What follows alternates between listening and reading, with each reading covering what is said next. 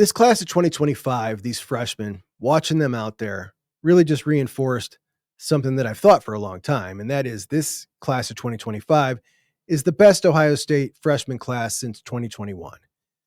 And I didn't know if I was a little bit skewed on that because when I started the show last year, obviously it was in the off season and there wasn't much to talk about. So it was really heavy on recruiting.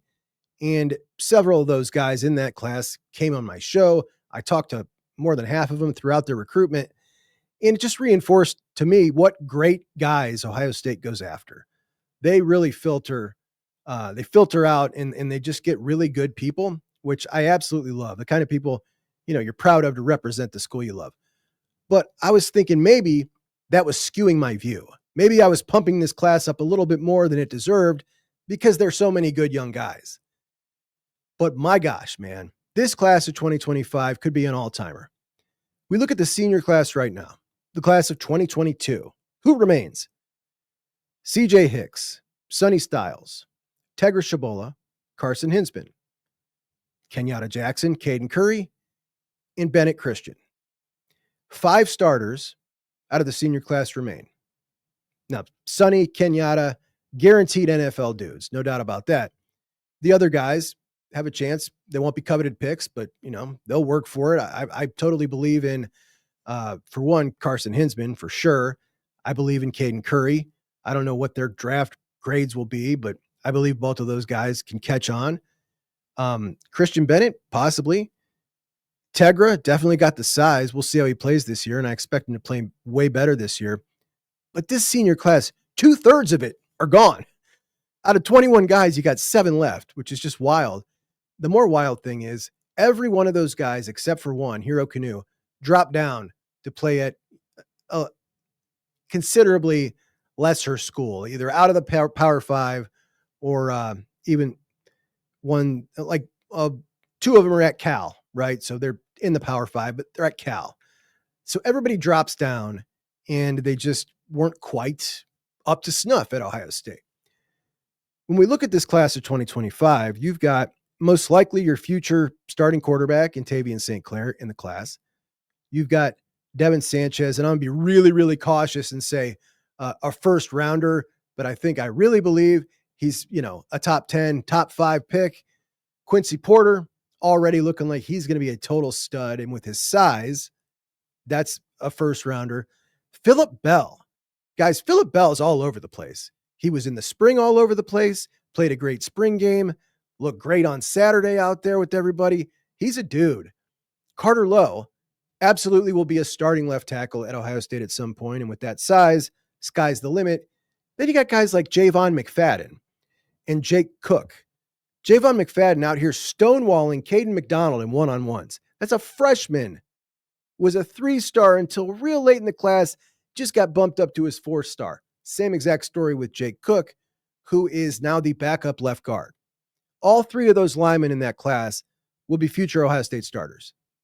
On the defensive line, both Epi Satanile and Ziggy Grady looked fantastic, way ahead of schedule, both size-wise, movement, everything about him. Fahim Delane is a dog. He'll be a starting safety at Ohio State. And then you got the linebackers with Riley Pettijohn, TJ Alford. What James has done to that linebacker room is amazing. Jarquez Carter looked really good. We know tight end Nate Roberts is already making waves. We saw that in the spring. But now Brody Lennon has come in. And Brody looks the part, man. Catching balls, crazy athlete. Bo Jackson is clearly a special back. Turbo Rogers looking like an absolute weapon. Max Roy looks like the third Hamilton brother, and his thighs are about as big around as your waist. It just looks like the type of class that you build a national championship run around. They are fantastic. Now, the 2026 class, a little less than complete. And it also includes more developmental guys than Ohio State is used to having. Just going by the 24/7 composite, if we go back a few classes and start at 2021, the 2021 class had 2 3-star kids, 2022, 2, 2023, 1, 2024, 3, 2025 had 5, and 2026 has 7. Now, when we look at The 5 5-stars that are freshmen now, the 5 3-stars that are freshmen now, there were none of them that were any of those guys that I listed as standing out, which is interesting. I didn't realize that till I was writing it down for this segment, but it is true. And it makes perfect sense. They're more developmental guys. There's nothing wrong with that. You need those guys in the program now more than ever with the transfer portal. You cannot get by having multiple classes like 2022, where you lose 2/3 of the class. You got to have guys who are going to stay in the program and develop and not be looking for greener pastures because they came in as a highly rated 4-star. They should be playing. They got their agent and their parents pushing them. You need guys who are going to stick in the program. Somebody asked me on the Buckeye Huddle board, I commented about, by the way, you guys should be on the Buckeye Huddle board. It's awesome. Go to BuckeyeHuddle.com and join if you want to join. You don't have to join to read the articles sometimes. Some are free. But you should always come on that board and consider joining that message board. It's awesome. I just love it. But we talk football all day. And I was working on the show, so I didn't get a chance to respond.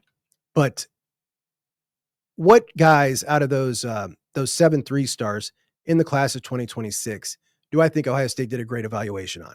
Because I really think they really nailed it on these evaluations. Number one, in 2026, Brock Boyd is a 3-star kid. Brock Boyd is one of the best wide receivers in Texas. Brian Hartline went and put his stamp of approval on him. That kid shouldn't be a 3-star, and I don't think he will be by the end of the cycle. He's right on the cusp. Same thing with Aaron Thomas, who I thought was a huge win. He's a true offensive tackle that just played his first year at offensive tackle. And he is, just a sniff away from getting his 4-star. I think the class will close with both of those guys getting their 4-star. So it really doesn't matter about those evaluations when we're talking about the 3-stars, because I don't think they will be. That leaves us 5. So who do you got? You got Cam Brickle. You got Jameer Perez on the defensive line. Corbin Fordham at tight end, Luke Fahey at quarterback, and Tucker Smith on the offensive line. Now, Jameer Perez, to me, that's just a no-brainer, simply because of his body type that we don't often get up here. And coming from a place like Glenville, he was a must-get. You got to get him just for the potential, just for his size. And if you've ever heard him talk, a smart kid, he's all in, and those things mean something to me. They mean something to Ohio State. And I really like that. I really love the quality of guys that they seek after, that they try to get. But I think his future is really bright. Now, in my opinion, Cam Brickle was a guy that if they didn't get Jameer Perez, I wanted Cam Brickle, and I wanted him over Preston Carey. I wanted either one of those two to be that one tech in place of Jameer Perez. I didn't want Cam Brickle and Jameer Perez. That's what they ended up getting. But I wanted Deuce Gerald's instead of Cam Brickle. Either way, he committed to LSU. We got Cam Brickle. But Brickle does have some serious potential. He's got some twitchy athleticism for sure. And who knows, he could develop into something really special because he does have a different level of athleticism than most guys that size. You can see it. It's pretty apparent. And this year, playing at IMG, we're going to get a real true evaluation of him against some top-notch competition. By the way, he'll be playing with Preston Carey, who is going to Georgia. And those were the two guys kind of ranked about the same that Ohio State was after. And they ended up with Cam Brickle. So it'll be interesting to watch those two together. Now, Tucker Smith, that's the offensive lineman out of Arizona. He reminds me of just a meathead Ohio offensive lineman who really wanted to be a Buckeye. And I love guys like that. He's also a true 6'5" and a pretty lean 280 pounds. There's definitely room for guys like that on the offensive line room. And Corbin Fordham, really interesting. Corbin Fordham, a tight end that Keenan Bailey, who now has a loaded tight end room, decided to go after this kid. He's a 3-star kid. He chose him. Look, just the block O on Keenan Bailey's chest could get him a random 4-star tight end. He chose this kid. He really wanted him. He was 215 pounds at the time. He's now up to 227. He moved like a wide receiver, looked like a big wide receiver. Now he's 227. I'm curious to see what he looks like now, but he's playing against good competition at the Bulls School in Jacksonville, and he can move. He can absolutely move. But the fact that Keenan singled him out tells me something, right? It tells us all something. Like, he really wanted that kid. That speaks volumes. So I'm really curious to see what Corbin Fordham can do. And then you look at the quarterback, Luke Fahey. Now, you were in a spot, right? You got Tavian St. Clair, Gap, Brady Edmonds, and potentially another 2027 quarterback they're going after. And under the circumstances, I think getting a guy like Fahey, who, he's not some schlub. The guy has an arm. He's just a little undersized. Getting a guy like him who, number one, grew up a Buckeye fan from California, wanted to come to Ohio State. That's important. And wants to come and develop. And who knows, if he's got to transfer out after learning at Ohio State, that's fine. But does he have the potential to potentially play? Does he have the physical tools? He does. He really does. So it's not in the plans. The plans are Tavian St. Clair to Brady Edmonds. But maybe he can get it done. All things considered, when we look at this class, they've lost a lot of targets to multi-million-dollar deals, right? They did a pretty good job landing top-tier guys like Chris Henry Jr., Blaine Bradford, Sam Greer, great evaluations like Kari Wilder, Damari Simeon, in my opinion, Quay Guilford.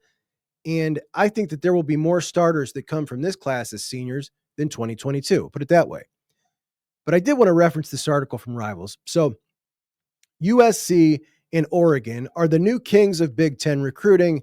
That was written by Greg Smith. And Greg Smith, a respected guy in the recruiting world. And basically, he goes on to talk in this article about the new kids on the block, breaking up the traditional recruiting order of Ohio State, Michigan, and Penn State in the Big Ten. And now you got these two programs that many people thought couldn't compete in the Big Ten. I don't know that anybody serious was saying that USC or Oregon couldn't compete in the Big Ten. But apparently there were some unserious people who thought that. Obviously, Oregon could compete in the Big Ten. When we're talking about the Big Ten, we're talking about an entire conference. There are a couple of teams in the Big Ten that are at the upper echelon level, and Oregon matches up well with them, which means they're better than most of the Big Ten. And USC is a blue blood that's been down, but they can come roaring back, and we just might see it. Obviously, we know they went all in. They went for broke. Their class is number one in the country. It cost a ton of money. Obviously, with a crazy amount of kids already, 32. We'll see if they're able to keep it together past a year and a half. If they can, it's the kind of class you can build a national championship run around. Put a couple solid classes around that. But how realistic is their approach? And how do the new rules come into play? Oregon, the exact opposite of USC, they only got 16 recruits in their class. And in 16 recruits, they got the number 3 class because of the high-end talent they got in that class, which is pretty impressive.